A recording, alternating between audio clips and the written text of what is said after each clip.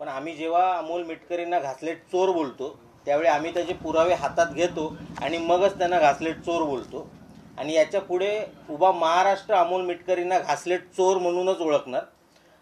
2016 म्हणजे हे अमोल मिटकरी विधान परिषदेचे सदस्य व्हायच्या आधी यांचं रेशनिंगचं दुकान होतं आणि या रेशनिंगच्या दुकानाची मालकी यांच्या वडिलांची होती. आणि तिथे यांच्यावरती आरोप झाले होते. काही ग्राहकांनी यांच्या विरोधात तक्रार केल्या होत्या. त्या तक्रारीनुसार त्यांच्या त्या घासलेटच्या दुकानावरती रेशनिंगच्या दुकानावर कारवाई करण्यात आली आणि त्याच्यात त्यांच्यावर जो ठपका ठेवण्यात आला तो अत्यंत महत्त्वाचा आहे. या संदर्भात त्यांच्या विरोधात गुन्ह्याची सुद्धा नोंद झाली होती. त्याची FIR क्रमांक आहे 3006 दिनांक 23/2/2016 FIR आहे.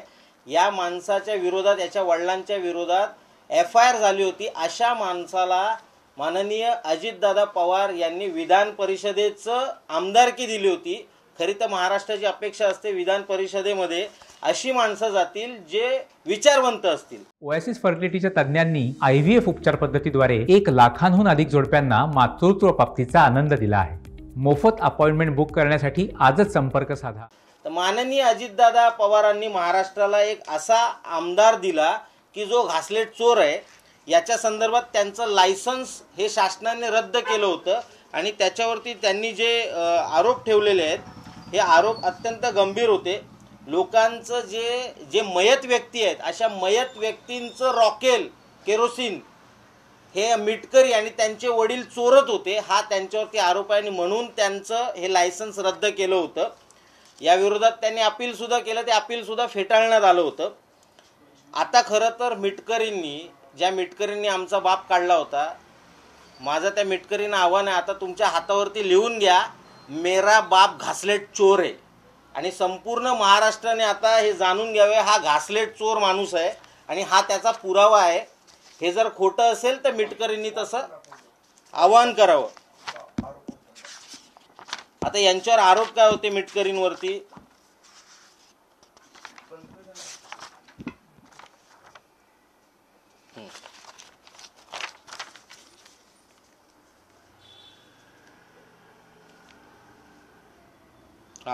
केरोसिन परवानाधारक यांनी मयत व्यक्तींना रॉकेल वितरित करणे, मयत व्यक्तींना बाहेर गावी गाव सोडून गेलेल्या व्यक्तींच्या नावाने तसेच शुभ्र कार्डधारकांना केरोसिनचे वाटप करणे, एखाद्या व्यक्तीला 2-2 वेळा रॉकेलचे वाटप करणे. पोलीस विभागाने रॉकेल जप्त केलेले आहे त्यांचं म्हणजे त्यावेळी जे रॉकेल यांनी साठा केला होता तो पोलीस विभागाने जप्त केलेला आहे. अशा पद्धतीचे यांच्यावरती दोष होते. अशा माणसाला माननीय अजितदादा पवारांनी या महाराष्ट्रामध्ये विधान परिषद बहाल केली होती. त्यामुळे यापुढे अमोल मिटकरी हे महाराष्ट्रामध्ये घासलेट चोर म्हणूनच ओळखले जातील. आता हे एक प्रकरण झालं. आमच्याकडे यांच्या अनेक प्रकरणांच्या फाईल्स आहेत. आज तुम्हाला सर्व प्रकरणं सांगणार नाही आहे. ज्याबद्दल सतत विचारणा होते ते हयात हॉटेल प्रकरण हे तुमच्यासाठी आम्ही शेवटला ठेवलेलं आहे. त्यामुळे आज काय हे संपत नाही. आता दुसरं अत्यंत गंभीर प्रकरण जे आहे की ज्याच्याबद्दल हे बोलतात ना सुपारी बहादर सुपारी सम्राट हे स्वतः यांची लायकी काय हे आज आम्ही तुम्हाला दाखवतोय. अकोल्यामध्ये एक जिल्हा दुय्यम निबंधक आहेत ज्यांच्यावरती 2 वेळा अँटी करप्शनची धाड पडली. त्यांचं नाव आहे डॉक्टर प्रवीण लोखंडे. पहिली धाड पडली ते प्रोबेशनमध्ये असतानाच. म्हणजे खरं तर अशा व्यक्तीला नंतर नियुक्तीच द्यायला नको होती. 3 ते 3.5 वर्ष हा प्रवीण लोखंडे हा निलंबित होता. त्याच्यानंतर त्याला सेवेत घेतलं गेलं. हा पुन्हा ज्यावेळी सेवेमध्ये आला अकोल्यामध्ये हा आला याच्यावरती पुन्हा एकदा अँटी करप्शनची धाड पडली. हा 60 दिवस जेलमध्ये होता. अशा माणसाची नियुक्ती पुन्हा अकोल्यामध्ये व्हावी म्हणून या अमोल मिटकरीने त्यावेळेचे जे मंत्री होते दिलीप वळसे पाटील यांना पत्र दिलंय आणि जे पत्र याने दिलंय त्या पत्रामध्ये प्रवीण लोखंडेबद्दल जी माहिती दिली ती अत्यंत खोटी माहिती दिलेली आहे. इतका खोटारडा माणूस माननीय अजितदादा पवारांनी महाराष्ट्रामध्ये विधान परिषदेवरती पाठवलेला आहे. या संदर्भातले सगळे पेपर्स आमच्याकडे आहेत. हा जो डॉक्टर प्रवीण लोखंडे आहे याची चौकशी झाली होती. कमिशनर जे आयुक्त असतात, सहकार आयुक्त, यांनी चौकशी केली. यांनी पुन्हा मंत्र्यांना जो रिपोर्ट दिलाय त्याच्यामध्ये ह्या सगळ्या गोष्टी लपवलेल्या आहेत.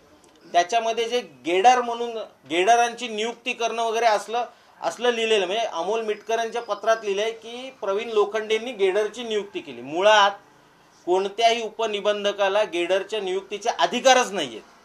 जर ते अधिकारच नाही आहेत तर त्याने नियुक्ती केलीच कशी, हे एक उदाहरण झालं. अशा अनेक गोष्टी अमोल मिटकरींनी डॉक्टर प्रवीण लोखंडेबद्दल लिहिलेल्या आहेत ज्या अत्यंत खोट्या आहेत. अशा खोट्या गोष्टीवरती पुन्हा त्याची नियुक्ती केली. खरं तर अँटी करप्शनच्या नियमाप्रमाणे एखाद्या माणसावरती अँटी करप्शनचे जर गुन्हा नोंदवलेला असेल तर त्याची पुन्हा त्याच जागी किंवा जिथे लोकांशी त्याचा संपर्क येईल अशा जागी त्याची नियुक्ती करायची नसते.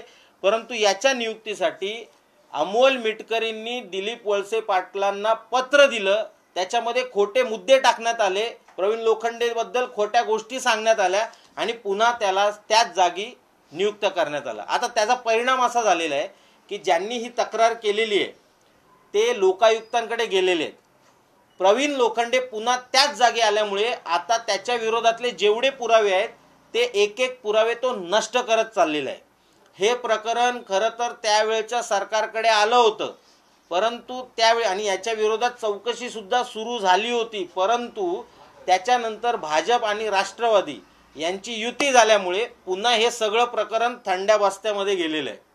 त्यामुळे आमची माननीय फडणवीस साहेबांना विनंती आहे, सर्व बाजूला ठेवा, परंतु अशा फ्रॉड आमदाराला, खोट्या आमदाराला, या घासलेट चोराची पुन्हा एकदा चौकशी झाली पाहिजे. हे प्रकरण गंभीर आहे, या प्रकरणाची चौकशी झाली पाहिजे.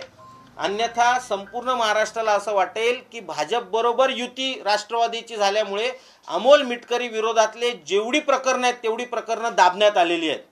जर ह्या प्रकरणांची चौकशी झाली नाही तर पुढच्या वेळी पुन्हा अजून 2 नवीन प्रकरणं आम्ही तुमच्यासमोर मांडू आणि महाराष्ट्रासमोर असं चित्र जाईल की हे सरकार अमोल मिटकरी सारख्या फ्रॉड आमदाराला पाठीशी घालत आहे. कधी गुन्हा दाखल झाला अमोल मिटकरींवर? गुन्हा कधी दाखल झाला घासलेट आणि रॉकेट संदर्भात तुम्ही जे बोलताय? तो जो गुन्हा दाखल झालेला तो 2016चा आहे, म्हणजे विधान परिषदेचे आमदार व्हायच्या आधीचा गुन्हा आहे. त्यामुळे ज्यावेळी तुम्ही एखाद्याला विधान परिषदेचा आमदार बनवता त्यावेळी त्याची ढोबळ चौकशी तरी करता. इथे माननीय अजितदादांनी कोणतीही चौकशी न करता या घासलेट चोराला विधान परिषदेसारख्या वरिष्ठ सभागृहाचा आमदार बनवलेलं आहे. आताच महाराष्ट्र नवनिर्माण सेना का हे प्रकरण काढते? काय म्हणजे थेट हा वाद आणखी वाढेल या सगळ्यामुळे? नाही, ते जेवढं बोलतील तेवढे त्यांचे जास्त प्रकरणं आम्ही काढू. त्यांचे संपूर्ण फाईल आहे आमच्याकडे. जवळपास 20 ते 25 प्रकरणं त्यांच्या भ्रष्टाचाराची आहेत. जसं ते बोलतील तसं त्यावेळी आम्ही एक एक फाईल बाहेर काढत जाऊ त्यांची. ठीक आहे.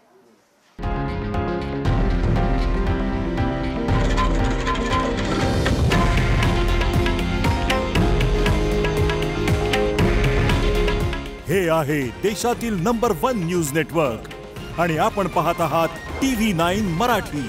काळजी तुमची, हित महाराष्ट्राचं.